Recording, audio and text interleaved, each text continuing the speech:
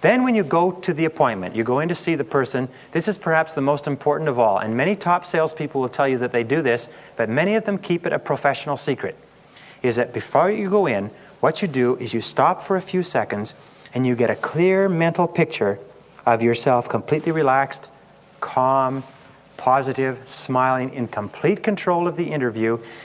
You breathe in, you exhale, you just see yourself as a beautiful, smoothly prepared professional representative going in, and you see a picture in your mind of the prospect responding to you positively, and you think of your last successful sales call and sales close, and you think of that and let that be the last picture you put into your subconscious before you go in to see this new prospect.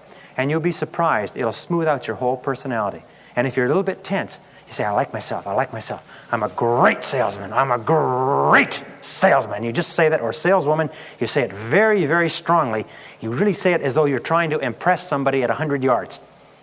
And you'll do that, and you'll be surprised. You'll feel good. You'll almost be laughing at yourself.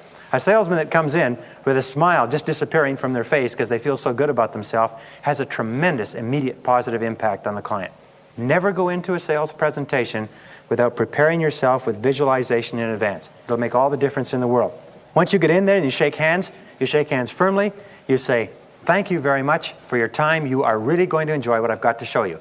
Because we know that if you build positive expectancy, get them interested, get them curious, get them saying to themselves, I wonder what it is. And if you're smiling and you're confident and you're positive and you say, boy, you're really going to enjoy this. This is really neat. I'm really glad you had the time. I'm really looking forward to showing you what I've got. They're saying to themselves, I can hardly wait. It's been a lousy morning. It's been nothing but telephone messages and memos and complaints, and the coffee's been cold and the bills and the suppliers and everything else. Thank heavens, here's a nice, pleasant, intelligent, positive-looking person who's got something interesting to tell me. Believe me, many people feel this way. And if you're pleasant and smiling, they'll be happy to see you. Then you go in, refuse to make your presentation standing up. Never, never, never make your presentation standing up. Because if you do, you run the risk of devaluing your product. Nobody considers a product of any value if you're willing to sell it standing up, unless you sell in a showroom. But if you're going to see a person, they come out and they say, well, can you tell me what it's about? You say, what I have to show you is really very important, and I need about 10 minutes of your time.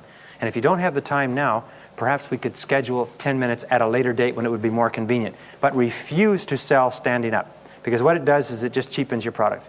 Very, very important. Many people forget this. The basic rule is this: if the person cannot buy your product standing up, don't try to sell it standing up.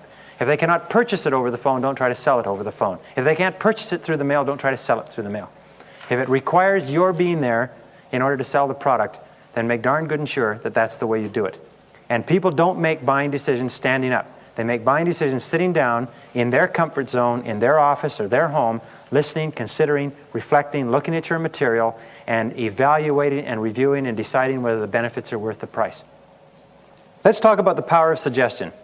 The suggestive influence of a calm, confident, relaxed salesperson is very, very powerful. As you know, the most professional salespeople are those who are the most relaxed.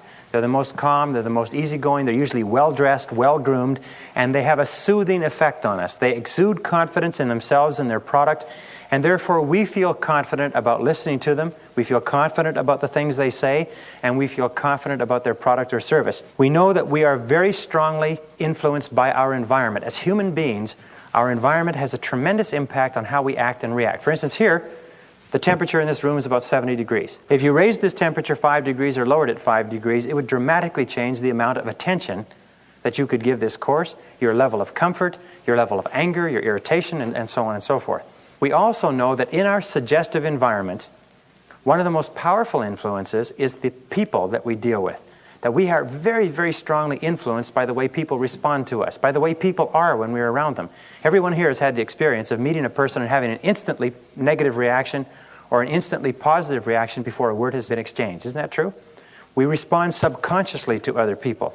So therefore, everything that we do prior to the sales presentation and everything about us in the sales presentation either increases the possibility of making a sale by creating a positive suggestive environment or decreases the possibility. One of the things which I'll point out is that in 50% of cases, lighting a cigarette will lose you the sale. For the simple reason that at least 50% of people today don't smoke and are offended by those who do. Many people don't realize that. And it's very, very important.